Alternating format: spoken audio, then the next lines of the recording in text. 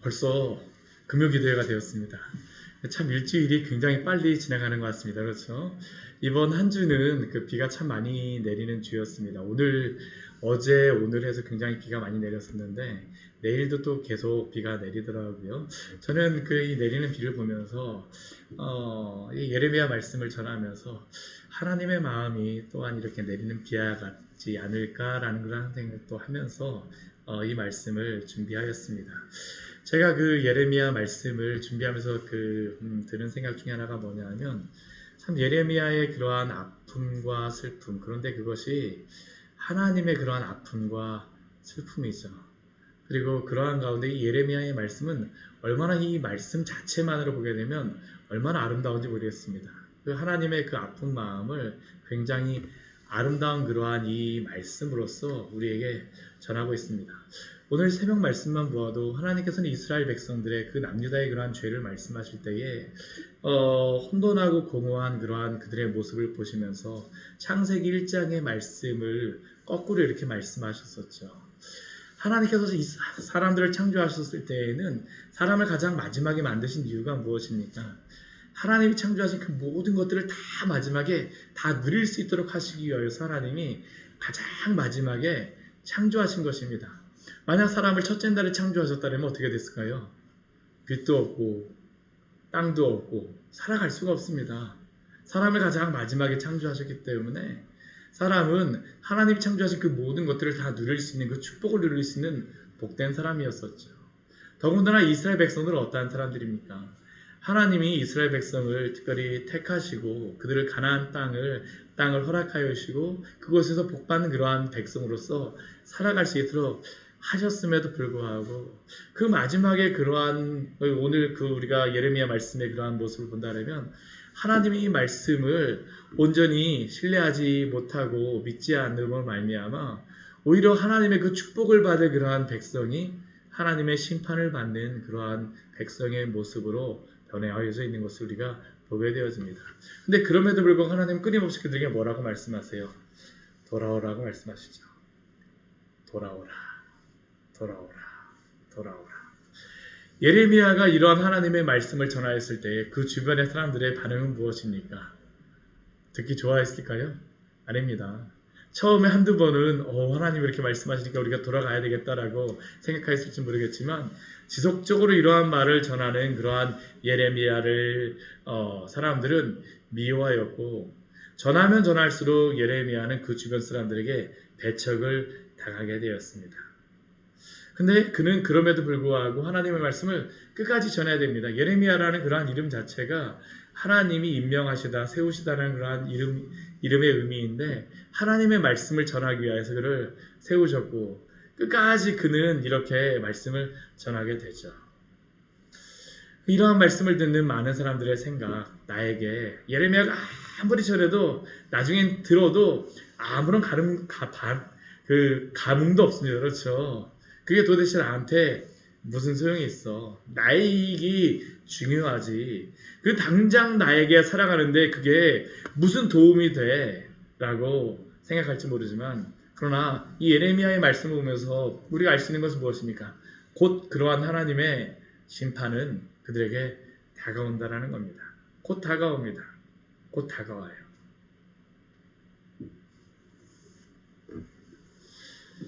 이스라엘 백성들의 그러한 안타까운 모습, 오늘 말씀도 보게 되면 이 이스라엘의 안타까운 모습 가운데에서 하나님이 한 가지의 명령을 예레미야에게 명령하십니다.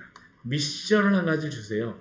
그게 뭐냐 하면 예루살렘 거리로 빨리 다니면서 그 넓은 거리에서 하나님을 경외하는 사람,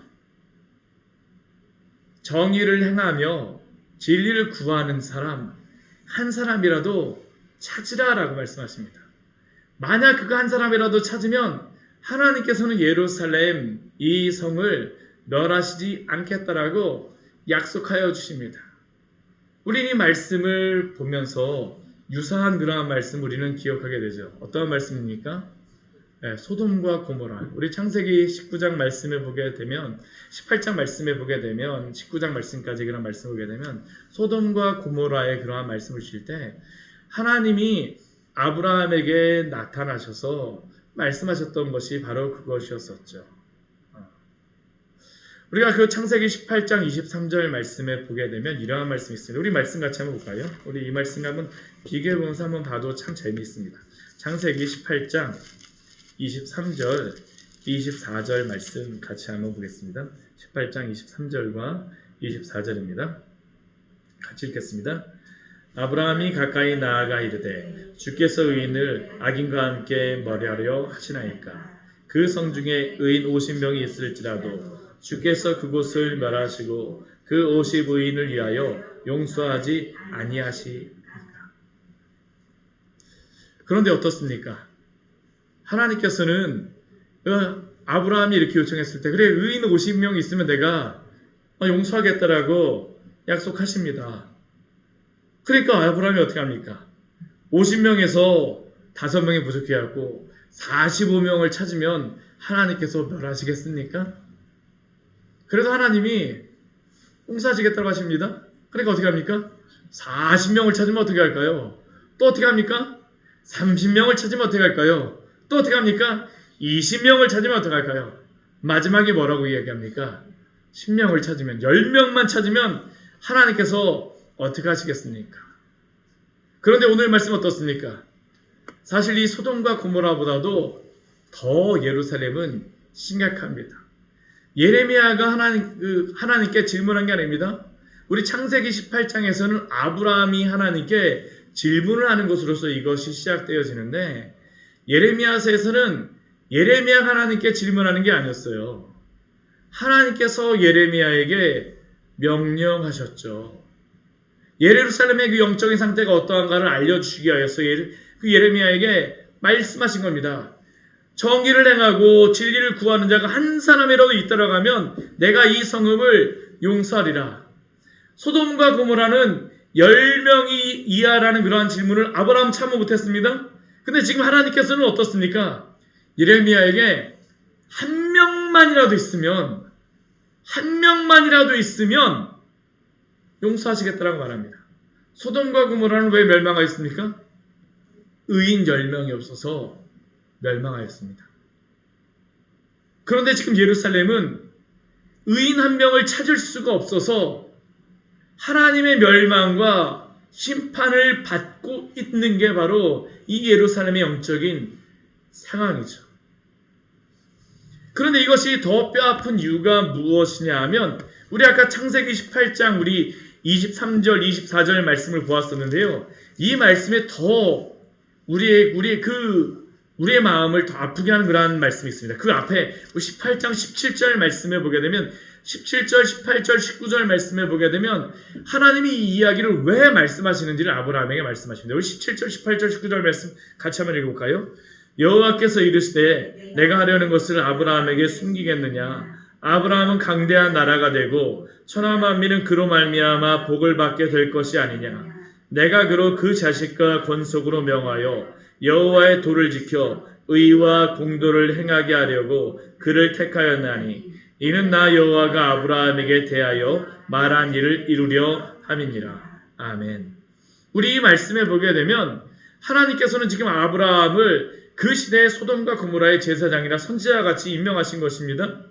그래서 지금 아브라함에게 질문을 하시면서 아브라함에게 말씀하시고 또한 아브라함을 무엇으로 여겼었냐면 그와 그의 자녀들인 이스라엘 백성을 택하신 이유가 이 세상 가운데서 무엇을 하기 위하였습니까? 하나님의 의와 공도를 행하게 하려고 아브라함을 택하셨고 그의 자녀들을 세우셨습니다. 하나님의 도의 말씀을 도를 지켜서 의와 공도를 행하게 하시기 위함인데 지금 예레미야 시대 아브라함의 자손인 이스라엘 백성 더군다나 하나님의 성전과 언약궤가 있다라고 자부하는 이 예루살렘에 놀랍게도 의인 한 명, 하나님의 정의를 행하며 진리를 구하는 단 한 명을 찾을 수가 없어서 하나님이 심판하시겠다라고 말씀하십니다. 이것이 얼마나 충격적인 말씀일까요? 이것은 오늘 우리 시대에 한국 교회에게도 하시는 질문임을 우리는 기억해야 합니다. 하나님께서 그 시대를 심판하시는 이유는 죄가 관영하기 때문에 심판하시지만, 그러나 그곳에서, 그 죄가 관영하는 그곳에서 심판하시지 않는 이유는 의인을 찾을 수 있다면 하나님을 심판하지 않으시겠다라고 말씀하시는 게 바로 창세기 18장의 말씀과 오늘 예레미야의 말씀입니다. 소돔과 고모라도 그들이 심판받는 이유가 의인 10명이 없어서였고, 지금 예루살렘도 그 성중거리에서 하나님을 경외함으로 정의를 행하며 진리를 구하는 한 사람을 찾을 수가 없어서 하나님의 심판이 임합니다. 이것이 바로 오늘 우리를 주의 백성으로 부르신 이유임을 기억하시기 바랍니다. 우리는 이 시대가 얼마나 악한가를 생각하기 전에 우리가 바로 하나님 앞에 바로 선, 오직 하나님만을 신뢰하는 한 명의 의인이 되기를 소원해야 됩니다. 하나님이 기뻐하시는 한 사람.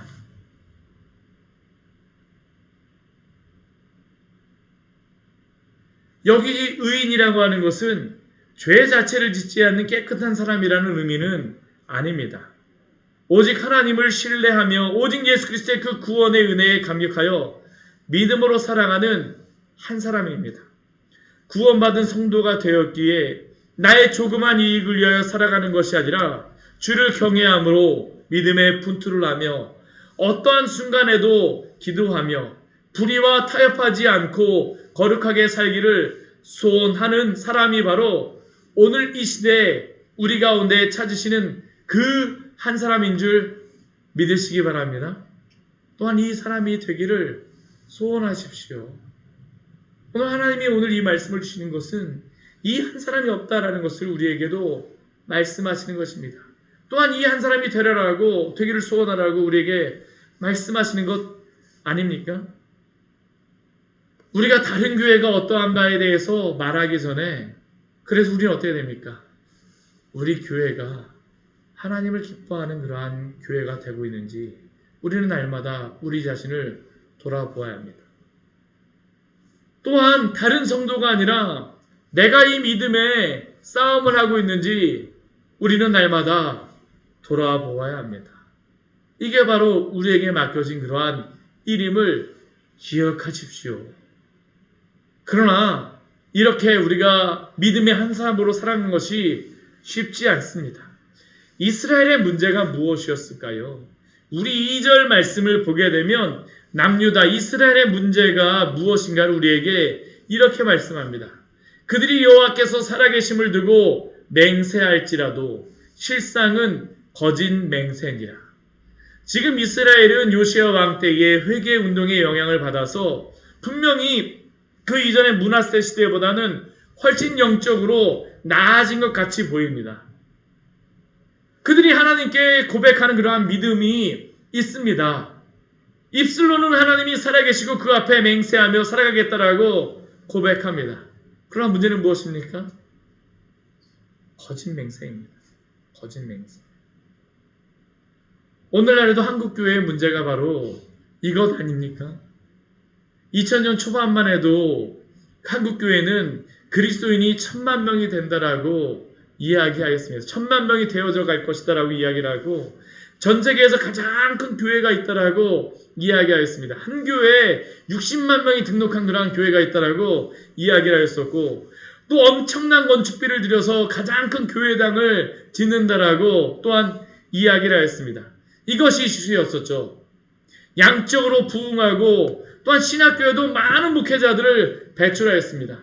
신학교가 얼마나 많았었는지 우리가 하는 그런 신학교 외에도 비인가 신학교들도 있어서 많은 사람들이 목회자가 되기 위해서 얼마나 노력을 하였는지 모릅니다. 그런데 불과 20년도 지나지 않은 그러한 시간 사이에 한국교회는 양적으로 거의 반 정도가 줄어가고 있습니다. 어린 세대의 신앙의 비율은 지금 2%, 3%를 이야기합니다. 왜 그랬을까요? 한때는 많은 양적인 부흥을 이룬 것 같았으나 정작 하나님께 철저하게 회개하고 돌아온 성도가 적었음을 우리는 고백하지 않을 수 없습니다. 단순히 세상적인 복을 얻기 위하여서 회개하고 돌아온 것 같은 모습의 신앙이 아니라 정말 철저하게 회개하고 주께로 돌아온 신자가 얼마나 되었었는가. 명목상 그리스도인이 많아지는 것에 한국교회는 도취하여서 실제로 하나님을 믿고 이면적인 그리스도인이 그 하나님 앞에 서서 참되게 회개하고 철저하게 자신의 죄를 돌아보며 돌아왔던 그러한 성도를 세우지 못하겠던 게 바로 한국교회의 모습이었습니다. 그러한 가운데 오늘날 이 비극이 지금 벌어지고 있는 것이죠. 부흥이 일어나는 중에 한편에서는 배교의 그러한 신앙이 싹 튀었었습니다. 지금 남유다가 그런 겁니다. 입술로는 주께로 돌아오겠다라고 맹세하였을지 모르지만 철저하게 회개하고 주께로 돌이킨 자를 찾을 수가 없습니다. 마음을 하시는 하나님께서는 실상 무엇이라고 말씀하십니까? 거짓 맹세라고 말씀하십니다. 우리의 구원은 우리의 행위가 아닌 오직 예수 그리스도의 공로로 얻지만 구원받은 성도는 철저하게 하나님의 말씀의 기준 아래에서 정의를 행하며 진리를 구하며 경건하게 살아갑니다. 누가 이렇게 살아갑니까? 철저하게 회개하고 죄에서 돌이킨 자들입니다. 우리는 이렇게 철저하게 회개하고 주께로 돌아왔습니까? 우리는 정말 주님이 찾으시는 그 한 사람입니까? 오늘 말씀 우리에게 질문하는 게 바로 이 한 사람이 우리냐라는 것을 질문하고 있죠. 오늘 하나님이 이 명령을 하시고 나서 이제 예레미야가 밖으로 나갑니다. 밖에 나가서 무엇을 할까요? 한 사람 찾는 그 일을 행합니다. 한 사람을 찾으러 다닙니다. 우리 3절 말씀해 보게 되면 예레미야가 열심히 찾았습니다. 여호와여 주의 눈이 진리를 찾지 아니하시나이까. 하나님께서 이 진리를 찾으시는 하나님께서는 이 한 사람을 찾으십니다. 한 사람을 만들어내고자 하셨습니다. 그래서 이스라엘 백성 가운데 무엇을 주셨을까요? 징계도 주셨습니다. 그 앞에서 그들을 치시기도 하셨습니다. 근데 문제는 무엇입니까? 하나님이 치셨을지라도 그들은 아픈 줄을 알지 못합니다. 하나님이 여러 가지 징계를 내리시고 멸하셨을지라도 이 멸한다라는 단어는 멸한다라는 그런 그 완전히 그 멸한다라는 그런 의미가 아니라 이게 뭐냐면 거절한다는 그런 의미입니다. 하나님이 그 얼굴을 돌리시고 이스라엘 백성을 거절하시는 것 같이 보였을지라도 이스라엘 백성은 어떻습니까? 징계를 받지 아니하였습니다.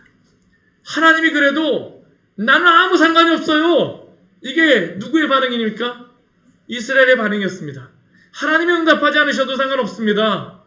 나는 바알과 아세라에게 가겠습니다라는 게 이들의 태도였었죠. 그들은 그들의 얼굴을 어떻습니까?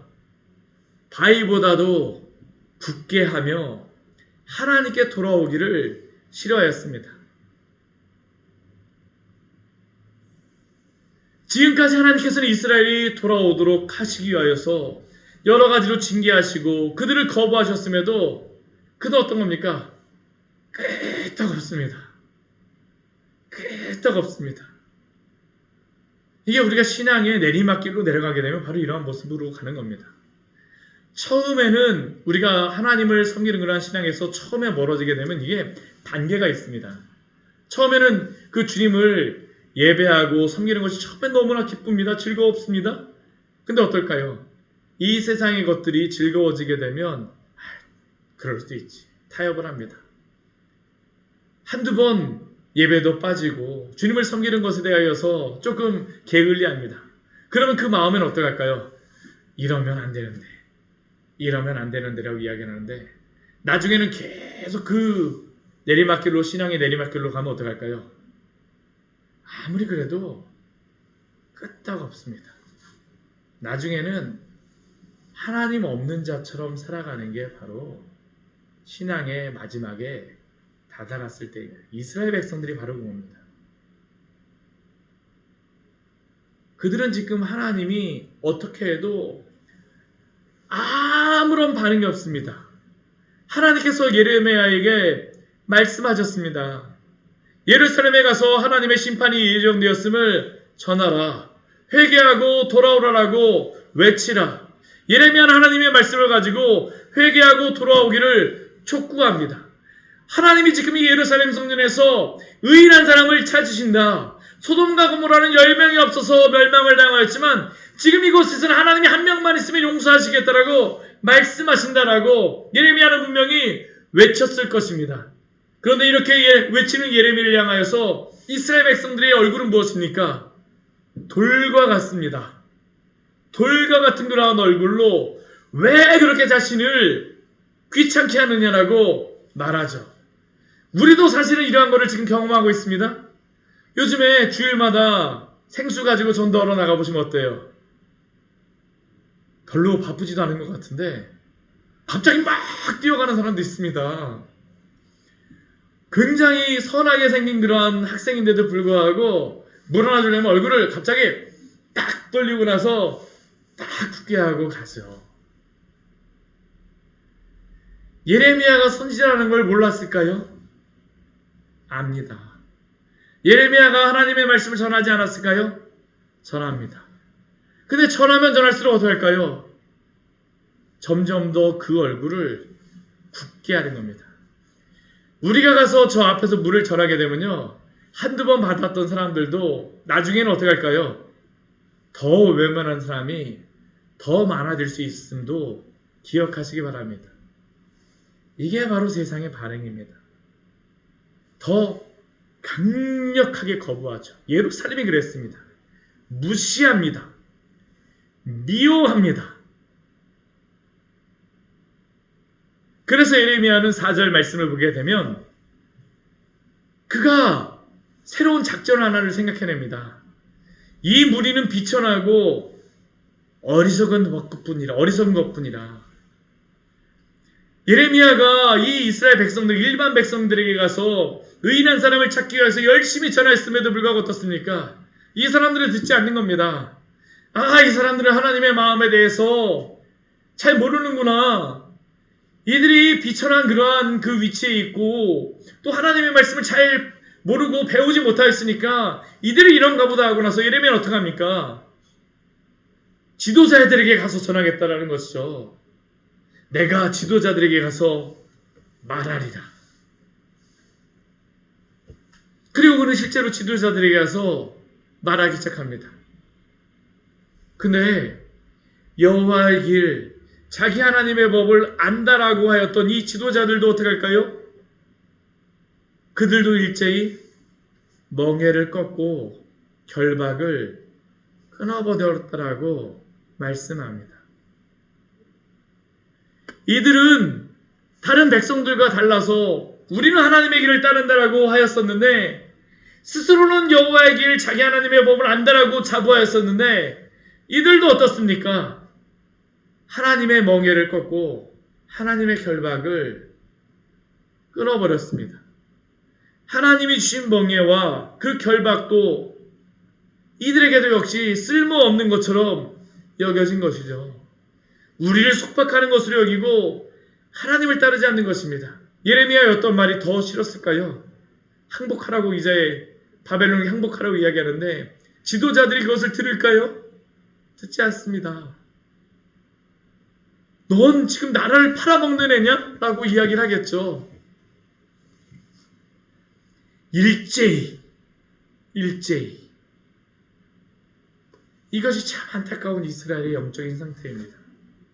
지도자들은 조금 나을 것이라고 예레미야는 기대하였지만 이 지도자들조차도 하나님을 알지 못하기는 매한가지입니다. 결국 이스라엘 백성들이나 지도자들이나 모두 하나님을 대적하며 죄악을 행하고 있습니다. 입술로는 하나님이 살아계신 하나님이라고 고백하며 맹세하였을지 모르지만 삶은 어떻습니까? 하나님을 거절합니다. 실천적인 무신론자죠. 교회 안에도 그렇습니다. 우리가 주님을 믿는다라고 하지만 사실은 믿지 않는 성도도, 믿지 않는 그러한 사람도 교회 안에 굉장히 많을 수 있습니다. 누구일까요? 바로 이러한 겁니다. 입술로는 주님을 믿는다라고 하지만 실제로 삶에서는 어떻습니까? 믿지 않죠. 위선적인 신앙입니다. 그렇다면 그 결과가 무엇일까요?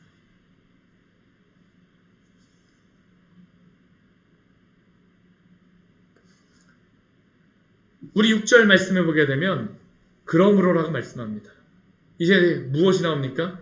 수풀에서 나오는 사자가 그들을 죽일 것이며 사막의 이리가 그들을 멸할 것이고 표범의 성읍들을 엿보고 그리로 나오는 자마다 찢을 것입니다. 왜 그렇습니까? 왜냐 이러한 고난과 이러한 일들이 있습니까? 이는 그들의 허물이 많고 반역이 심하기 때문이라고 말하죠. 선지서의 말씀에 보게 되면 하나님이 이스라엘을 심판하시는 세 가지의 그러한 도구들이 나옵니다. 첫 번째는 전염병이고요. 두 번째는 짐승이고 세 번째는 칼입니다. 전쟁입니다. 근데 오늘 이 사자, 이리, 표범은 짐승들이죠. 이스라엘 백성을 해하는 그러한 짐승들이죠. 근데 이 짐승들은 사실 무엇이겠습니까? 옆에 다른 나라들입니다. 다른 나라들입니다. 이스라엘이 의지하고자 했던 그러한 나라. 조금 그거보다는 약하지만 그래도 좀 도와달라고 부탁했던 그러한 나라. 그냥 어디 가서 그냥 붙어만이라도 있게 해달라고 요청하는 그러한 나라들이 이스라엘이 멸망할 때 다 어떻게 할까요? 다 모른 척합니다. 다 모른 척합니다. 우리 에돔과 같은 그러한 나라는 이스라엘 백성들을 붙잡아다가 바벨론에게 넘겨주죠. 그래야지만 자기가 살아난다라고 생각하기 때문에. 근데 왜 그렇습니까? 하나님이 하시는 게 아닙니다. 이는 그들의 허물이 많고 반역이 심하다라고 말씀하십니다. 오늘날 이 시대에 정말 우리는 코로나를 지내왔죠. 전 세계적인 전염병. 또한 이 시대 가운데에서는 지금 우크라이나와 러시아의 전쟁도 한편에서는 일어나고 있습니다. 처처의 전쟁이 일어나고 있고 또 한편에서 어떻습니까? 급작스러운 이상기후가 곳곳에서 벌어지고 있죠. 저는 이런 게 그냥 일어난다라고 이것을 가지고 종말론이 내일이다라고 말씀드린 건 아니지만 저는 이러한 모든 것들이 하나님께서 우리에게 돌아오라고 말씀하시는 그러한 사인이라고 저는 믿습니다. 그냥 주시는 법은 없어요. 왜냐하면 성경에 그렇게 전지구적으로 주시는 그러한 것들은 하나님이 그 시대를 향해서 회개하고 돌아오라고 말씀하신 그러한 것들입니다. 근데 오늘은 어떻습니까? 오늘 여기에 나온 그대로죠. 하나님의 그 말씀에 대해서는 더욱더 멸시하고 돌과 같은 마음으로 무시합니다.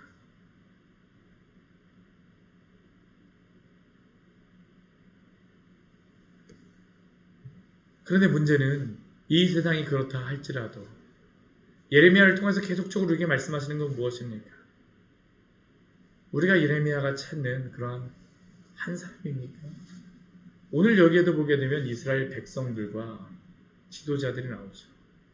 이들의 죄에 대해서 예레미야가 지금 고발하고 있지만 문제는 이 가운데에 하나님을 찾으시는 그 의인 한 사람이 없다라는 게 문제입니다. 언제나 이런 시대였습니다. 근데 문제는 의인 한 사람이 있냐 없냐가 바로 이 예루살렘의 생존이 달려 있습니다. 그런데 지금 이곳에는 없다라는 겁니다.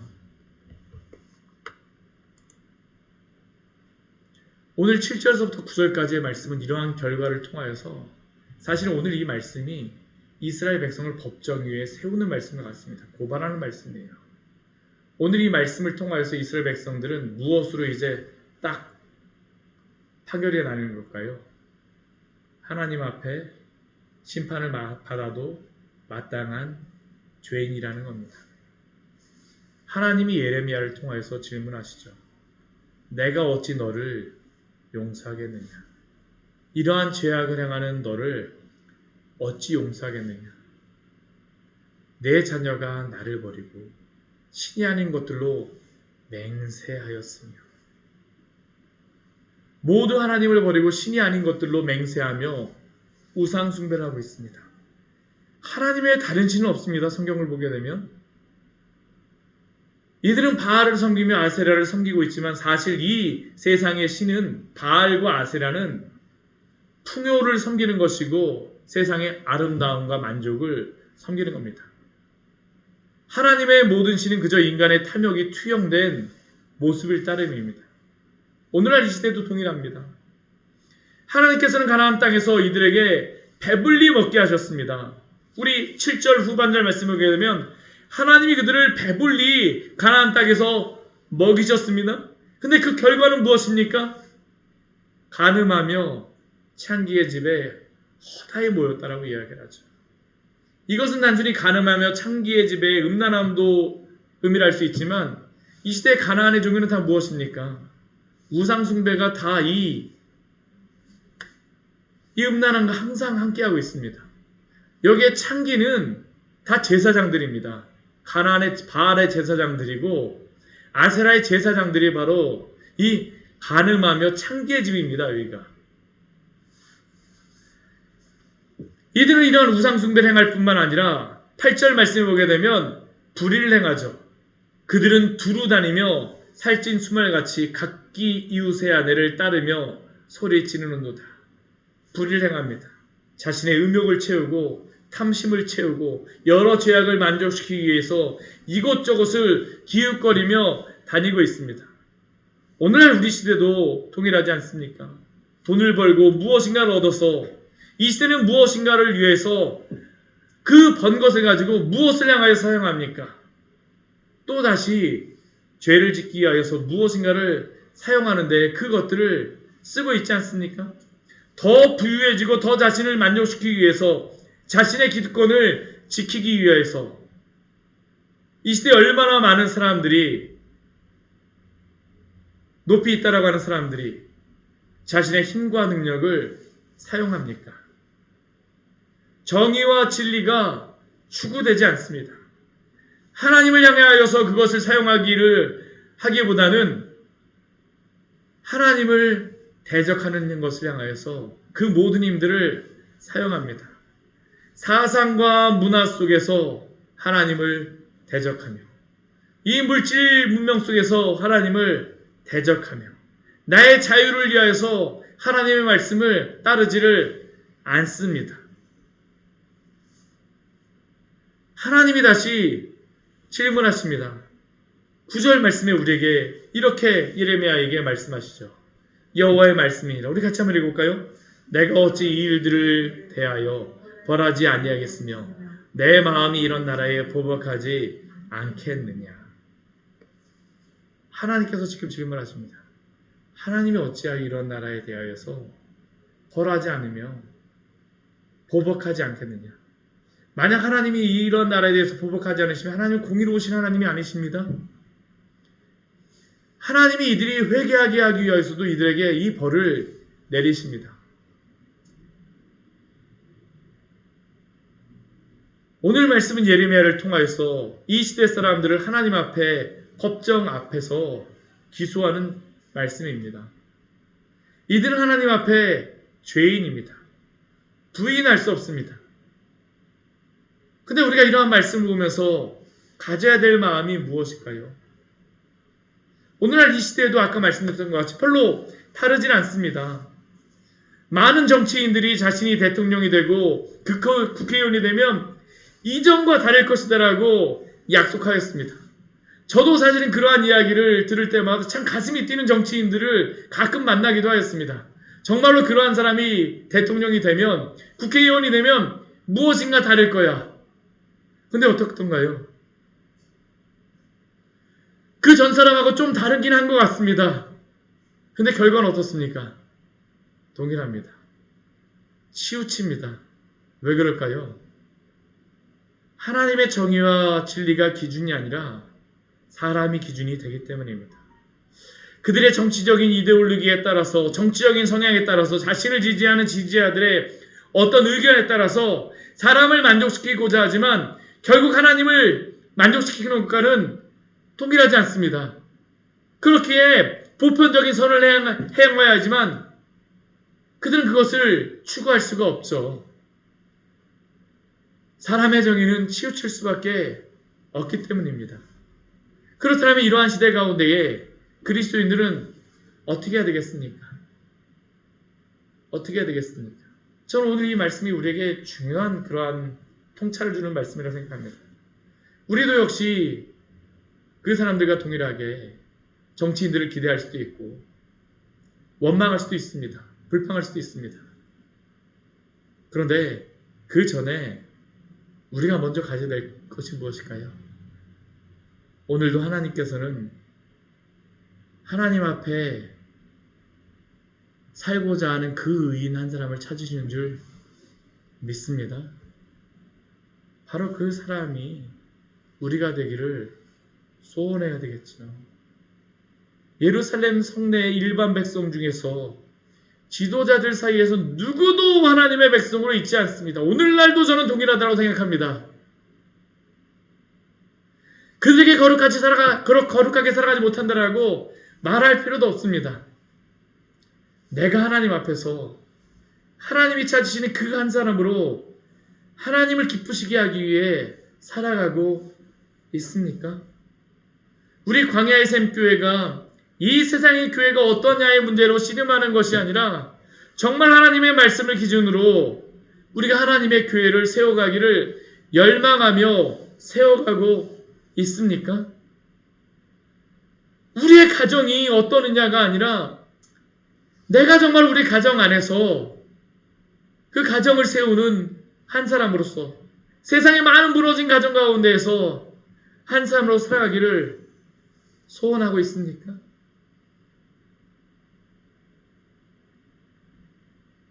내가 하나님 앞에서 이 사람으로 있습니까? 우리가 바로 이러한 사람이 되기를 원합니다. 하나님은 이 한 사람을 찾으십니다. 하나님께서는 죄악이 관영할 때에 심판을 내리시지만 의인 몇 사람을 보고 그곳을 지나가 주십니다. 오늘도 우리에게 말씀하십니다. 우리가 깨어있지 않으면 이 광교가 초토화되는 겁니다. 우리가 깨어있지 않게 되면 이 수원이 초토화된다라고 생각하십시오. 하나님 앞에 깨어있는 이 한 사람, 오늘도 찾으시는 이 한 사람이 되기를 소망함으로 열망함으로 살아가시기를 축원합니다. 같이 기도하겠습니다. 우리 이 말씀 우리 같이 기억하면서 우리 기도하기로 합니다. 오늘 말씀은 우리에게 질문하신 그런 말씀입니다. 예레미야